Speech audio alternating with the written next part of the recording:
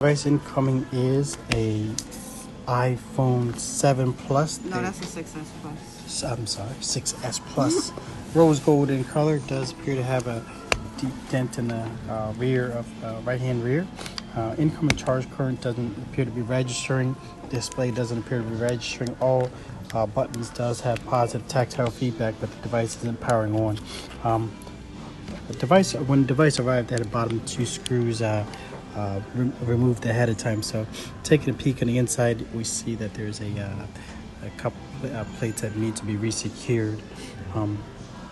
Customer's name is Darquita, and she said that she's gotten the battery replaced, charger port replaced, and screen replaced at one point or another before. So